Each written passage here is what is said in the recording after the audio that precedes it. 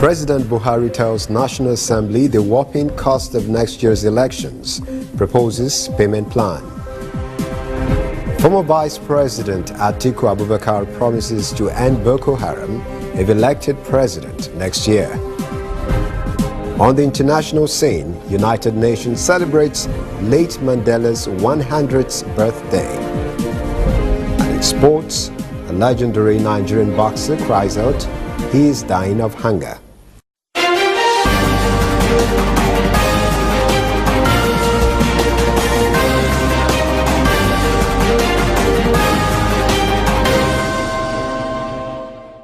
This is ANN News. I am Rotimi Akintunde. President Muhammadu Buhari has told the National Assembly the country will have to shell out almost $250 billion naira to conduct next year's presidential election. He asked in a letter to lawmakers that the funds be taken from this year and next year's budgets. He said this year's 9 trillion naira budget will be unable to accommodate election funding. The president had criticized the National Assembly for the 350 billion naira reduction in the current budget allocations for certain projects to pay for their favorite pet projects without informing the executive. So he's asking lawmakers to shelve those projects and transfer about 230 billion naira to pay for the elections. He said the rest of the needed funds will come from next year's budget.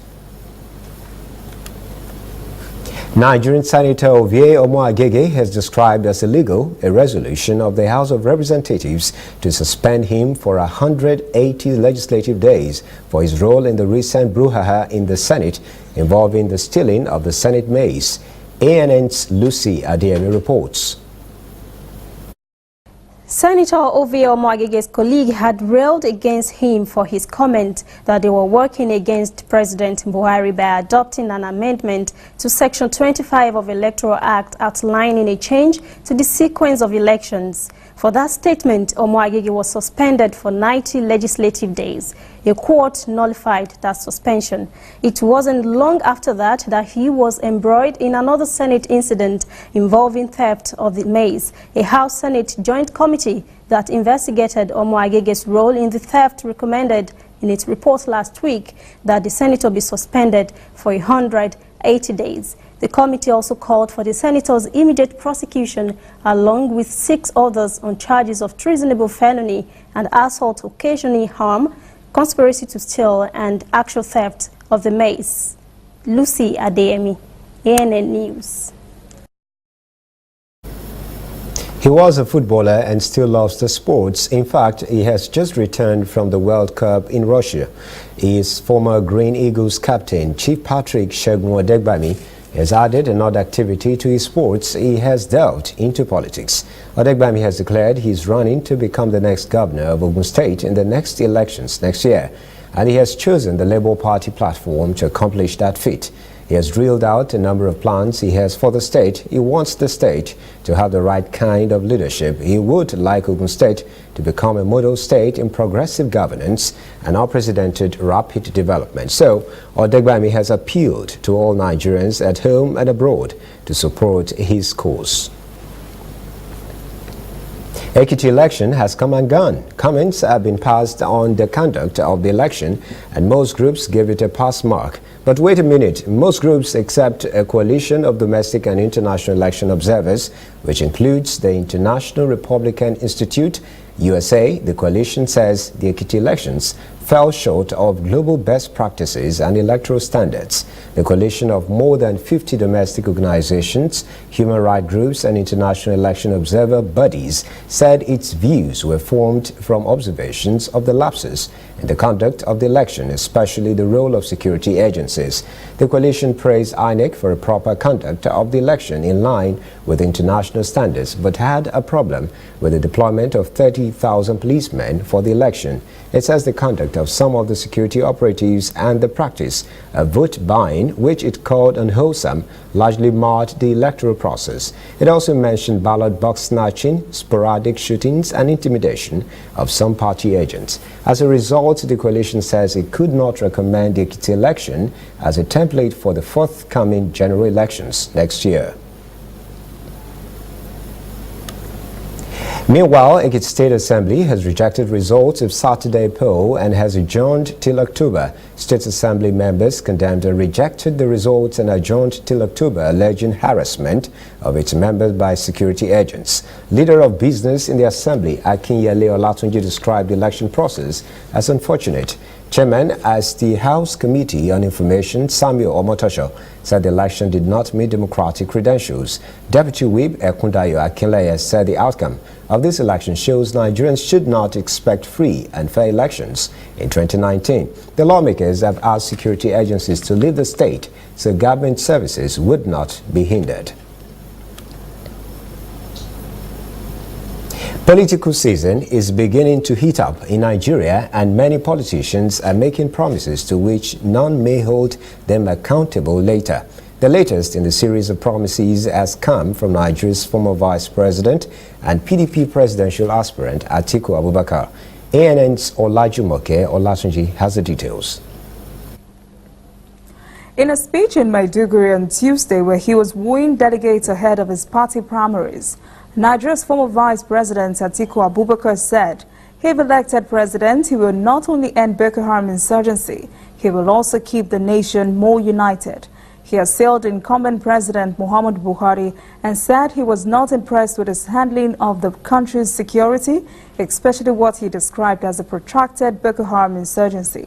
Abubakar, who defected from the All Progressives Congress last year, sympathized with delegates from Yobe and Borno State for the Boko Haram insurgency that has caused the death of thousands of their residents. He then promised the government's largesse if the delegates support his bid and he makes it to Asirok. This will be the fourth time Atiku Abubakar would be vying for the presidency. He said his vision and mission for Nigeria will be unveiled soon. Olajumoke Olatunji, ANN News. As part of security reforms in the country, the Nigerian Senate has confirmed the appointment of former Inspector General of Police Alhaji Muslim Smith as chairman of the Police Service Commission. Members from geopolitical zones in the country were also approved. These appointments follow the report of the Senate Committee on Police Affairs recommending their approval. Senate President Bukola Saraki congratulated the new appointees and said the chamber quickened the approval because of the nominees' competence. Saraki added that Nigerians will count on their experience to help the police in carrying out required reform and ensuring that the police become merit-oriented and performance-driven. Ebonyi State economy is about to receive a boost as Nigeria's cement company, Nigesem, has now bounced back in Kalago. Criticism greeted Ebonyi Governor David Umahi's doggedness in getting the company working again, but he did not relent in his effort to revive the company. The state government and the host communities signed a pact with Ibeto Group of companies to kickstart Nigesem. While receiving foreign partners and a team of engineers, the governor expressed joy that Nigesem will produce 6,000 metric tons of cement per day. The resuscitation of Nigesem by Governor Umahi's administration has negated the commonly held belief that the company was in a state of irreversible disrepair. Yesterday, we brought you the story of the instructions by Minister of Power, Works and Housing, Babatunde Raji Fashola, that electricity generating companies pay their massive debt to NBET and that they must begin to meter every customer and stop what he called crazy estimated billing. Well, the distribution companies have faulted the minister's statement, saying on Tuesday the ministry had consistently promoted policies that had resulted in sector-wide confusion. The said minister had stated last year that the supply of meters to customers was not exclusive to DISCOs. The firms say, quote, "This is a contradiction of his convenient assertion now that customers with no meters should turn to the DISCOs," end quote. It looked like a movie, but it was actual reality when suspected bandits raided Malikawa village in Zamfara state on Tuesday, forcing women and children to run for safety. The attackers reportedly caused tension in the community by shooting sporadically. This followed the killing of 30 persons in a raid in the same village 2 months ago. Amnesty International was quoted as saying people in the area perpetually live in fear of bandits who wantonly kill or kidnap for ransom. A former senator who represented Zamfara's Central Senatorial District said bandits have killed 3,000 people in the state in the last 2 years, and more than R1 billion had been paid as ransom to secure the release of residents held hostage during the period.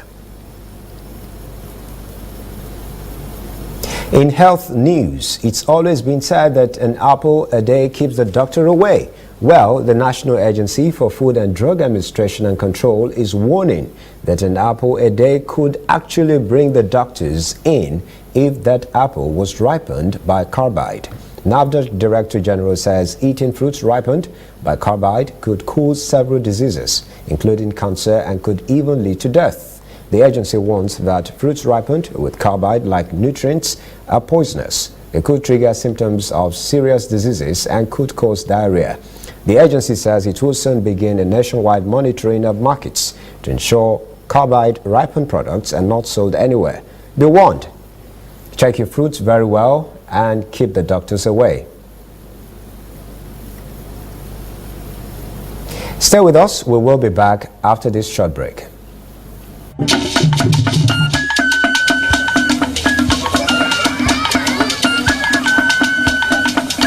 Are you sure you want to do this? Adam, go and bring us your husband. Okay, hello baby. We're in this together, okay? Can you hear me? Keep coming forward. Wait, stop. You okay, lean to your right. Keep walking down. Keep walking to the left. Yes. You're almost here. Keep going. You are here. Wow, you did it. I'm just so glad I didn't have to use my cane to do this. And I am so glad no other man got you before me. Let me be your eyes. We will never stop working to give you a network you can rely on, so you can enjoy life's special moments. MTN, everywhere you go. There is a new all-news network on the scene in Nigeria to give news from a purely news perspective and to promote free information flow across Africa. African News Network, ANN, fresh views, unbiased, bold, with a purely African view. Watch ANN News on MITV. ANN, in a truly African spirit. Welcome back. This is ANN News. Now to African stories. Zanzibar Minister for Labour, Employment and Children, Maudlin Cyrus, called on activists and members of the public to unite against violations of children's rights. She said despite the campaign to stop child abuse, the cases are escalating daily. Statistics show the country has witnessed high increase in violations of child rights. Foreigners interested in Egyptian citizenship can now get it for $400,000. Egypt has been looking to boost its finances and has put in place a series of reforms aimed at bringing back foreign investment that had been eroding since 2011. These new reforms will allow foreigners to make a deposit of 7 million Egyptian pounds for eligibility for citizenship after 5 years. Foreigners in this country will not have any political right until after 5 years. Egypt's parliament has passed a law giving the state powers to block social media accounts and penalize journalists. Under the law passed on Monday, social media accounts and blogs with more than 5,000 followers on site will be treated as media outlets, which makes them subject to prosecution. The bill prohibits the establishment of websites without obtaining a license from the Supreme Council and allows it to suspend or block existing websites or impose fines on editors. Hundreds of news sites and blogs have been blocked in recent months, and around a dozen people have been arrested this year. Amnesty International critics have condemned the move as an act to stop dissent. Uganda's finance ministry has reduced the controversial mobile money taxes from 1% to 0.5%. The tax would only be levied on withdrawals, not the early proposal on sending, receiving and depositing money. Consumers had petitioned the government for fairness in the tax. Uganda has 23.5 million mobile phone subscribers, 17 million of whom use the internet. UN Human Rights Office said on Tuesday nearly 300 million civilians have been killed in malicious attacks this year as surging intercommunal violence across the country threatens a presidential election due later this month. The Malian elections are aimed at ending 6 years of political unrest, jihadist attacks and ethnic clashes, but the situation has degenerated in recent months and spilled over into neighboring countries. Mali's government has repeatedly said the polls in which incumbent President Ibrahim Boubacar Keïta is seeking re-election will go ahead as planned, but the relentless violence threatens to significantly depress turnout. According to investigations by peacekeeping mission, at least 289 civilians have been killed in incidents of communal violence since the start of the year. Cameroonians fleeing from the separatist conflict have received little help so far as humanitarian agencies struggle to access the area. More than 200,000 people have fled their homes since last year, while another 21,000 fled to Nigeria. The regions have been gripped by violence since the protest by the mainly francophone country's Anglophone minority went separate last year. Analysts say violence could spike ahead of October election. Stay with us, we will be right back.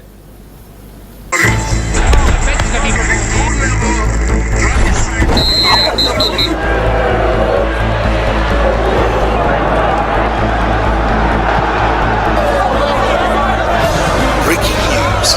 MTN gives 2,000% bonus for reactivating your MTN SIM.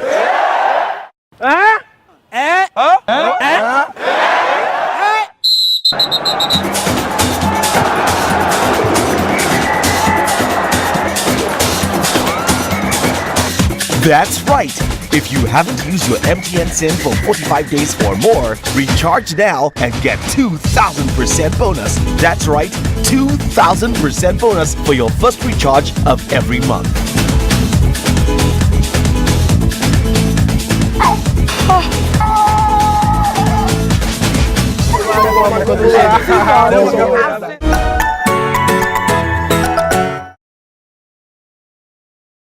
Shining our eyes on breaking news, whether in the east or in the west, with Al-Shabaab in Somalia and Boko Haram in Nigeria, with turbulence in the north and agitation in the south. Wherever you live in Nigeria, wherever news happens in Africa, we've got it covered. ANN News, connecting Africans in a truly African spirit. Welcome back. This is ANN News. In international news, had Nelson Mandela been alive today, he would have been celebrating his 100th birthday. Taking stock of what the United Nations calls his vast legacy for mankind, it marks the birthday of the late anti-apartheid activist on Wednesday. UN Secretary General Antonio Guterres said in his video message on Nelson Mandela International Day that he was a towering global advocate for justice and equity. The day is observed annually on July the 18th as inaugurated by UN General Assembly in November 2009 in recognition of Mandela's global contribution to the culture of peace and freedom. Guterres said Mandela was held captive for many years, but he never became a prisoner of his past. He continued to inspire the world through his example of courage and compassion. The UN chief noted that Mandela poured his energy into reconciliation and his vision of a peaceful, multi-ethnic democratic South Africa. Mandela died in 2013. He became South Africa's first democratically elected president and country's first black head of state. After a 27-year imprisonment on charges of sabotage, he was released and eventually elected president. U.S. President Donald Trump tried on Tuesday to calm a storm over his failure to hold Russian President Vladimir Putin accountable for meddling in the 2016 U.S. election. He said he misspoke in a joint news conference in Helsinki when he said election meddling wouldn't have been by Russia. Trump stunned the world on Monday by shying away from criticizing the Russian leader for Moscow's actions to undermine the election and cast doubt on U.S. intelligence agencies, prompting calls by some U.S. lawmakers for tougher sanctions and other actions to punish Russia. Trump, who had the opportunity to publicly rebuke Putin during the news conference in Helsinki, instead praised the Russian leader for his strong and powerful denial of the conclusions of U.S. intelligence agencies that the Russian state meddled in the election. Republicans and Democrats accused him of siding with an adversary rather than his own country. Despite a televised interview and numerous postings to Twitter, Trump did not correct himself until 27 hours later. He then veered from his script to hedge on who was responsible for the election interference. It could be other people also. There is a lot of people out there. A poll conducted after his news conference with Putin found that 55% of registered U.S. voters disapproved of his handling of relations with Russia. 37% approved. 12 Thai boys and their soccer coach rescued from a flooded cave left a hospital in the northern province of Chiang Rai on Wednesday for a news conference to be broadcast on national television. The 12 team members and their coach posed with a drawing of Saman Kunan, a former Thai Navy diver who died working to rescue them. The boys, aged 11 to 16, and the 25-year-old coach sparked an international rescue effort after they became trapped inside the flooded Tham Luang cave complex. Canadian Prime Minister Justin Trudeau will shuffle his front benches Wednesday to install the roster of ministers that will be entrusted with leading the Liberal team into next year's election. Sources say the changes will expand the Prime Minister's cabinet by adding new posts to showcase up-and-coming members of Parliament and to broaden the profile of a party that has long pinned its fortunes to the Trudeau brand. The shuffle appears designed to ensure deft communicators are well placed to spell out the government's positions and defend policies on hot political issues leading up to the 2019 election campaign. Insiders have indicated there is a possibility Ottawa will appoint a minister dedicated to seniors, a post that once existed in past federal cabinet. If Wednesday's heavy ministerial schedule is any indication, many high-profile positions should be left untouched by the shuffle. Dozens of Syrians who had approached the Israeli-occupied Golan Heights on Tuesday in an apparent attempt to seek help or sanctuary from a Russian-backed Syrian government offensive were turned back after a warning from Israeli army. Tens of thousands of Syrians have thronged to the Golan in the past month, fleeing a rapidly advancing offensive which has defeated rebels across a swath of territory near Jordan and Israel and generated pressure on both neighbors to extend aid. Explosions sent up smoke a few kilometers further within Syria, where President Bashar al-Assad's offensive has triggered the single biggest displacement of the war, several 100,000 people. Israel has refused to grant asylum to citizens of Syria, with which it is technically at war, but it has admitted thousands of them for medical treatment. Defense Minister Avigdor Lieberman said they are not prepared to accept even one refugee. He said that is not Israel's responsibility and that there are many rich Arab countries that could take them in. Stay with us. ANN News will return after this message. Don't go away. Whether in your house, at your office, on your phone or online, we are there. We have the fact behind the headlines. We cut to the chase with the news you really need. We cover every angle. We are the bigger, better news network. We are African News Network. ANN. Watch ANN News on MITV from a truly African spirit.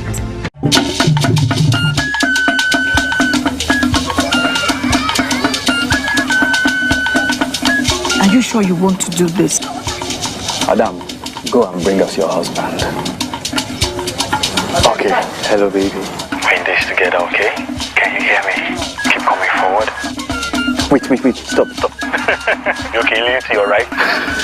Keep walking down. Keep walking to the left. Yes. You're almost here. Keep going. You are here. Wow, you did it. I'm just so glad I didn't have to use my cane to do this. And I am so glad no other man got you before me. Let me be your eyes. We will never stop working to give you a network you can rely on so you can enjoy life's special moments. MTN, everywhere you go. Welcome back. This is ANN News. Now to sports. The Stephen Keshi Stadium in Asaba, named after the late former Super Eagles coach and soccer legend, is set to open for a test run in preparation for the 21st Senior African Athletics Championships in August. Asaba, the Delta State capital, comes alive today as the countdown to the 21st African Athletics Championships enters its home stretch with the opening of the Stephen Keshi Stadium venue of the African Athletics Showpiece. The commissioning will be preceded with the Africa Tour, an event that will see elite athletes from Nigeria, Ghana, Botswana, South Africa, Kenya, Gambia, Mauritius and others compete to test run the facilities. Wednesday's event, which will be the first sporting activity at the stadium, is to test run facilities and other equipment to be used for the African Senior Athletics Championships in August. Work on the stadium started about 2 decades ago during the tenure of Governor James Ibori, but progress was stalled until 2 years ago when Delta State accepted to host the African Championships that saved Nigeria an embarrassment. Lagos State, the original host, was foot dragging. An Olympian boxer, Jerry Okorodudu, said in Lagos on Tuesday he was dying of hunger over the non-payment of his 10-month salary by the Federal Ministry of Youth and Sports. Okorodudu, who represented Nigeria in the 1994 Los Angeles Olympic Games, he says no explanation has been given for the salary arrears owed by the Sport Ministry. He said as a result of the non-payment, he has been unable to provide for his family and that he had resorted to begging. The 1982 Brisbane Commonwealth Games bronze medalist had gone caps in hands in 2016, begging the same ministry to pay him 14 months' salary arrears. The matter was later resolved. The former boxer, who also won 2 gold medals at the African Championship in 1982, lamented the treatment from the Sport Ministry in spite of his contributions and sacrifices for the country. Hope this would be resolved speedily as well. That is ANN News this evening. Thanks for joining us. For details on these and other stories, visit our website, annafrica.net, and our social media platforms, ANN Africa TV. I am Rotimi Akintunde. Have a pleasant evening.